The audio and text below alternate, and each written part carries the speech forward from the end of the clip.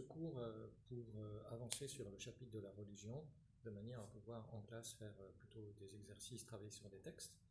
Donc d'abord, on part du mot lui-même.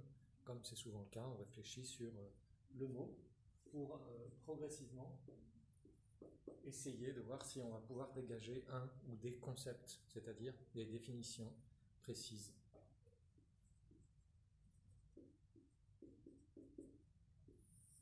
Déjà, dans la religion, il y a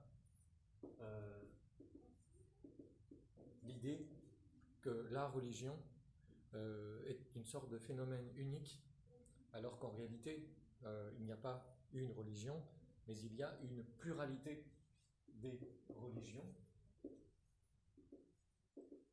Et cette pluralité des religions, elle pose un problème, dans la mesure où certaines d'entre elles, pas toutes, mais certaines d'entre elles prétendent être la vérité exclusive. Donc il y a déjà un problème de connaissance lié à la pluralité des religions.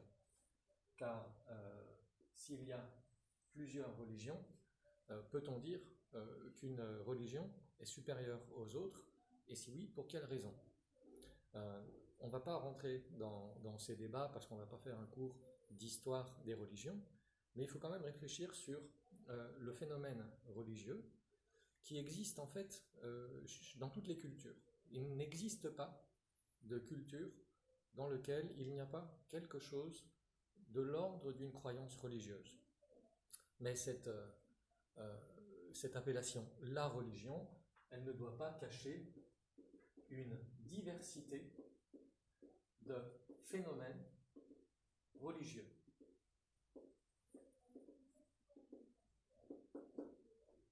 Ça, c'est le premier point. Cette diversité, on l'évoquera un petit peu, on en parlera, mais elle nous permet de distinguer la religion de certains mots qui sont proches.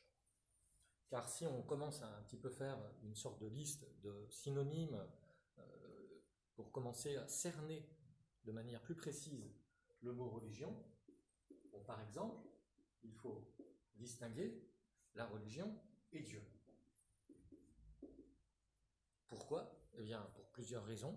D'abord, parce qu'il y a des religions sans Dieu. Par exemple, je pense au bouddhisme. Dans le bouddhisme original, celui qui a été fondé par le Bouddha, il n'y a pas de Dieu. C'est une religion athée.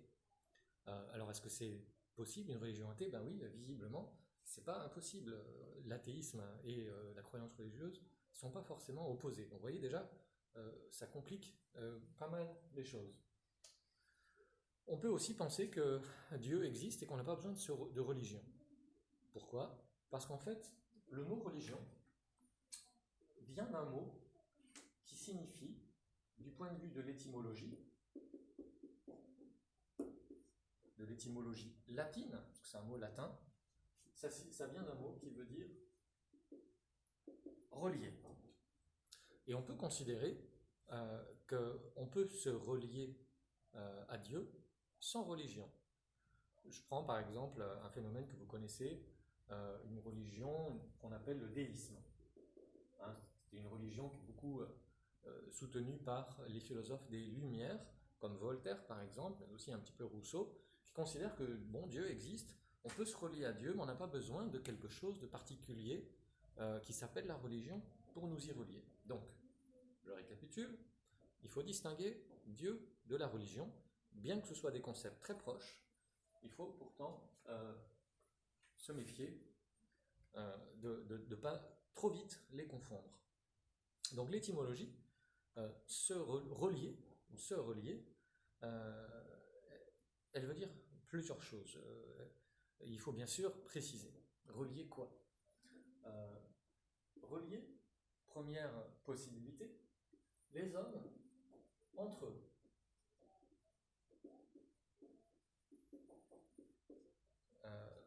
Deuxième possibilité, relier l'homme avec. Alors là, avec quoi? C'est là que ça commence à être un petit peu plus compliqué. On ne peut pas dire forcément Dieu, ou les dieux, parce qu'il semble qu'il y ait des religions dans lesquelles il n'y a pas de dieu, mais avec, au moins, en général, relier l'homme avec quelque chose d'indéterminé, mais qui est surnaturel.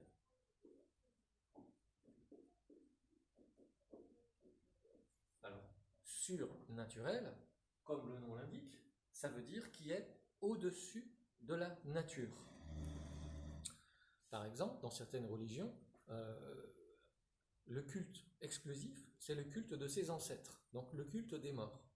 On trouve ça dans certaines religions de l'Asie, par exemple, peut-être même aussi dans d'autres continents. Mais ceux qui sont morts, précisément, ne sont plus présents naturellement, donc on se relie avec des esprits, donc c'est quelque chose qui n'est pas naturel, mais qui est au-delà de la nature. Voilà déjà, premières définitions différentes, pas nécessairement opposées, car peut-être que les hommes se relient entre eux à condition qu'ils arrivent à se relier avec quelque chose de surnaturel, je ne sais pas, peut-être pas, mais en tout cas il y a quand même deux tendances déjà. Ici, une définition sociologique de la religion, sociologie sociale, c'est celle qui va mettre l'accent sur la dimension de la communauté, le fait que la religion tend à favoriser les liens sociaux entre les gens, et une définition qu'on peut appeler plutôt métaphysique. Je vous rappelle que méta, ça veut dire au-delà, donc définition métaphysique, au-delà du physique. Métaphysique, en gros, c'est une autre appellation de surnaturel, et qui a une connotation plus philosophique et moins religieuse. Donc définition sociologique, relier les hommes entre eux, définition métaphysique, relier l'homme avec le surnaturel, qu'on peut éventuellement appeler le divin. Pour éviter de parler de Dieu, on peut parler d'une sorte de principe plus général qui s'appelle le divin, mais on a vu quand même que parfois dans les religions de culte des ancêtres, dans le bouddhisme, il n'y a pas directement de divin. Alors bien sûr que ces définitions, elles posent des problèmes. D'une part, cette définition métaphysique, le problème c'est comment peut-on se relier avec des choses qui sont surnaturelles, puisque si elles sont surnaturelles, je ne peux pas utiliser par exemple mes organes d'essence, puisqu'ils sont naturels. Je ne peux pas voir les esprits, je ne peux pas voir Dieu. Donc la question, ça va être comment se relier et quelle connaissance on a de ces principes métaphysiques. Ça pose une question pratique, mais ça pose aussi une question théorique. Quelle connaissance avons-nous de l'existence d'un principe supérieur? Certains diront c'est un principe révélé par des prophètes, dans toutes les religions monothéistes, qui sont des religions prophétiques. On considère qu'il y a des prophètes qui nous ont dit qu'il y avait un principe qui s'appelle Dieu, principe transcendant, etc., qu'il fallait se relier avec ce principe. Mais en même temps, on n'a pas vu l'ange Gabriel comme par exemple Mahomet qui voyait l'ange Gabriel, qui entendait, en fait, qui est censé avoir reçu le Coran de la révélation du prophète Gabriel. Eh bien, nous-mêmes, on ne l'a pas entendu. Donc, quelle connaissance on en a?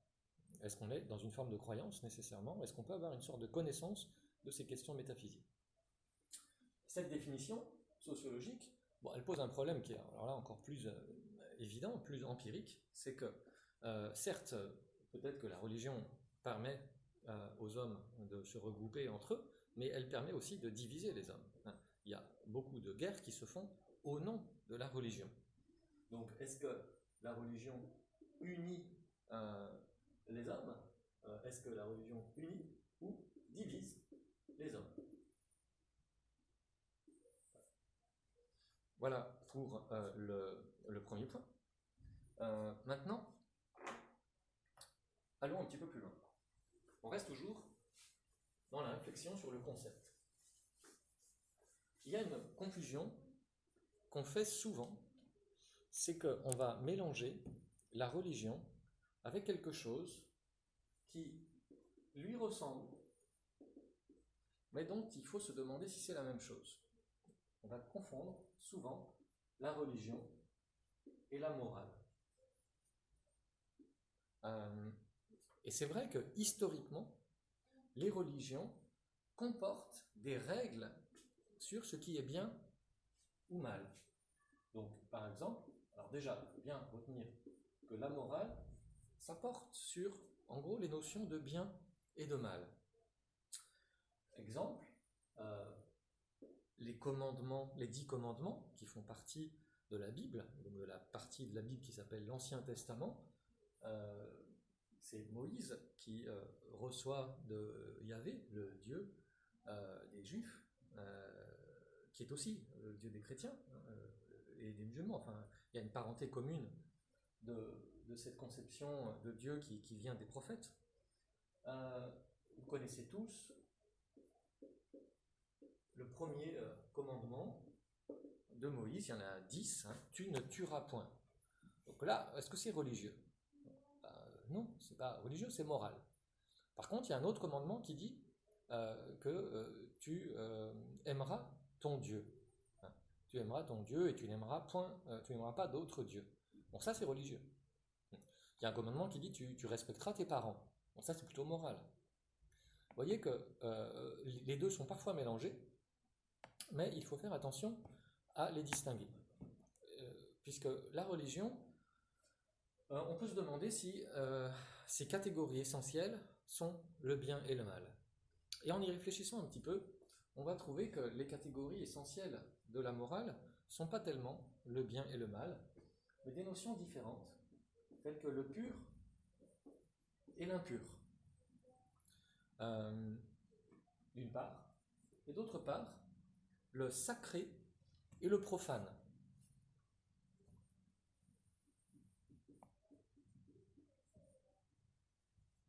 Le sacré, c'est donc ce qui a un caractère relatif aux choses religieuses, et le profane, c'est les choses ordinaires.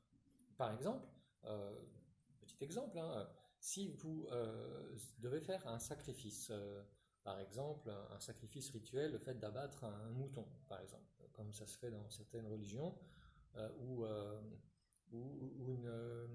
si vous voulez vous faire une offrande d'huile à du feu. Ça se fait par exemple aussi dans d'autres religions, dans l'hindouisme. Eh bien, vous n'allez pas utiliser un couteau ou une cuillère que vous utilisez dans la vie de tous les jours. Vous allez conserver un couteau ou une cuillère, un objet du culte que vous allez réserver pour une fonction séparée qui va être une fonction sacrée. Sinon, on considère que il faut pas mélanger le sacré et le profane. Disons que c'est une idée qu'on retrouve dans beaucoup de religions. Il faut séparer aussi le pur et l'impur. Donc vous voyez que les catégories religieuses sont différentes, semblent différentes, mais on va y réfléchir car c'est un vrai problème. On y passera une partie du cours. Hein. Faut-il différencier ou pas la morale de la religion? Voilà pour le premier point, pour réfléchir, commencer à réfléchir sur le concept de religion. On verra à la fin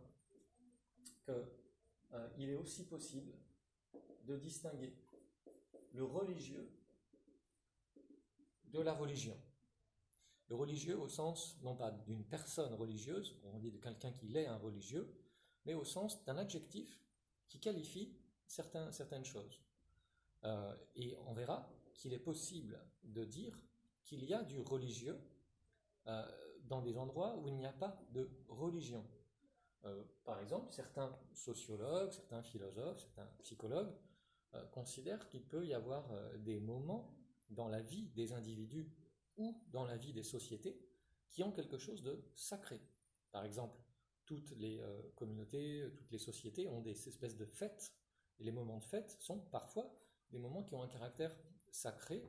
Vous pouvez avoir des moments d'expérience individuelle aussi, qui sont religieux, mais qui n'impliquent pas une religion, c'est-à-dire une institution religieuse avec des dogmes, avec des églises, etc. Et donc, par exemple, certains considèrent qu'il y a du religieux dans un concert de rock, hein, un grand concert ou un match de foot, pourquoi pas, ou un événement sportif aussi. Bref, il ne faut pas réduire la religion uniquement